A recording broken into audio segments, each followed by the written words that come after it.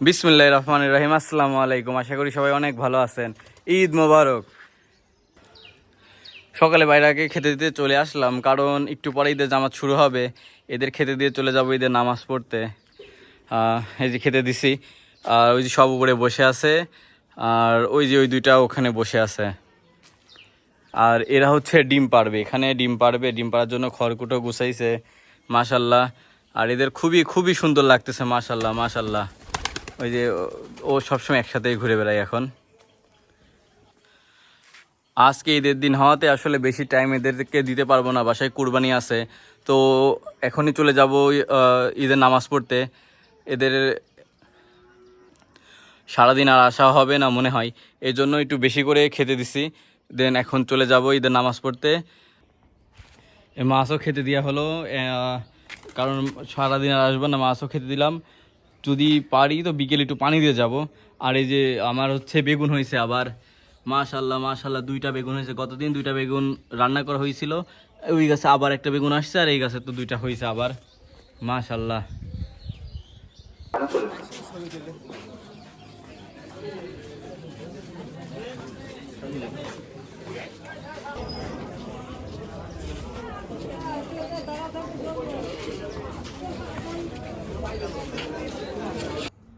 ঈদের নামাজ পর চলে আসলাম। মিসেস বানাই রাখছে দুইটা সেমাই, অসাধারণ টেস্ট হয়েছে। খাইছি, আপনাদের জন্য একটু শেয়ার করলাম।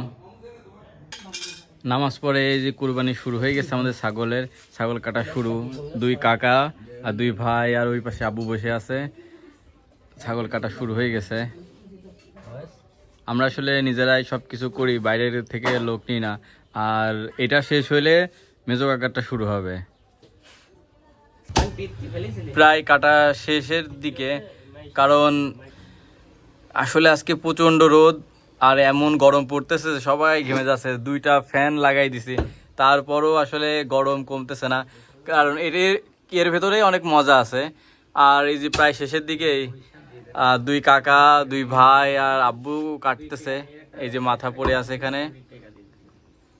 আর যদি কারোর ভোসর বা দরকার হয় অবশ্যই যোগাযোগ করবেন। আমার দুই কাকা অরিজিনাল ভোসর হয়ে গেছে এখন। বিকেলে চলে আসলাম নদীর কূলে, এটা কুষ্টিয়া গড়াই নদীর পাড়ে। আইসে দেখি এখানে মেলা বসছে। এখানে আসলে মনে হয় মাসব্যাপী মেলা। চলে আসলাম ছোট ভাইয়ের সাথে ঘুরতে। আসলে সারাদিন কাজ কাম করে সবার বাসায় কুরবানির মাংস দিয়ে আসতে একটু দেরি হয়ে গেল, তবে এসে মনটা সত্যি ভালো হয়ে গেল। এখানে নাগরদোলনা আসছে, বাচ্চাদের বাঞ্জি জাম্পিং চলে আসছে, এবং অনেক অনেক চটপটি ফুচকার দোকান হয়েছে অনেক। এমনিতেও এটা আমার ফেভারিট প্লেস। আর তারপরে এখানে মেলা হচ্ছে, আসলে অনেক সুন্দর। গত পরপর 3টা ঈদ আমি এলাকাতে ছিলাম না, যার কারণে একটু টান একটু বেশি এলাকার প্রতি। যাই হোক, এখন অনেক ভালো লাগতেছে এলাকায় এসে। আর অনেক খেলাধুলা এবং বাচ্চাদের জন্য বিনোদনের অনেক অনেক স্পট হয়েছে, যা আসলেই। আবার ওখানে নাগরদোলনা আসছে ঘোড়ার, অনেক সুন্দর, যেটা আসলেই ভালো লাগবে অনেক। আর এই মাঠটা এত বড় যে এখানে প্রচুর মানুষ বা প্রচুর ভিড় হওয়ার পরেও কোনো সমস্যা হয় না। এটা হচ্ছে ইটভাটার মাঠ, যা ভাটার মাঠ নামে পরিচিত। এই সব জায়গায় চটপটি ফুচকার দোকান বসছে।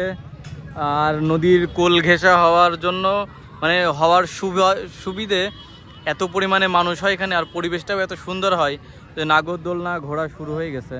মানে সব মিলিয়ে পরিবেশটা অনেক অনেক সুন্দর। আর নদীর পাড়ের এই পাশটা আরও বেশি সুন্দর। এটা হচ্ছে আজিম শাহ নামেও অনেকজন পরিচিত, আবার বলে বটতলা, যেটা বলে। ওইটা হচ্ছে হরিপুর ব্রিজ, আর পাশেটা রেনিকবাঁধ, আর তারপরে এই স্থানটা। এখানে আসলে সবাই অনেক মজা করি, থাকি। আর এটা হচ্ছে আপনার ভাটাপাড়া এই সাইডে। এখানে আসলে অনেক মানুষ হয়েছে, এবং সবাই ঈদের আনন্দে ঘুরতে আসছে। অনেক দিন পর আমি আসলাম, ভালোই লাগতেছে। আসলে অনেকদিন পর নিজের এলাকায় ঈদ করতে আসলে ভালোই লাগে। আসলে ঈদের দিন হওয়াতে আজকে বাসায় তেমনটা নাই। সারাদিন ওই যে ছাগলের ওইগুলা করে আসলে মাংস সবাইকে দিয়ে এখন মাত্র ফ্রি হলাম। ফ্রি হওয়ার পরে আসলে নদীর ধারে আসলাম এবং একটু ঘুরতে আসলাম। এই যে ফুফাতো ভাই, আমার ভাই, সবার সাথে ঘুরতে আসছি। জায়গাটাতে অনেক সুন্দর জায়গা। আর যাব একটু পরে, যাব পার্কে যাব। যাই হোক, ভিডিওটি কেমন লাগলো অবশ্যই সবাই কমেন্ট করে জানাবেন। সন্ধ্যা হয়ে গেছে এবং লাইট সব জ্বালাই দিছে, চারিদিকে একটা আনন্দ মুখর পরিবেশ। ভিডিওটি কেমন লাগলো অবশ্যই সবাই কমেন্ট করে জানাবেন। আর যারা আমার চ্যানেল নতুন, অবশ্যই চ্যানেলটি সাবস্ক্রাইব করবেন নতুন নতুন ভিডিও পাওয়ার জন্য। আর সবার ঈদ কেমন কাটলো অবশ্যই কমেন্ট করে আমাকে জানাবেন। ভালো থাকবেন, সুস্থ থাকবেন, আল্লাহ হাফেজ।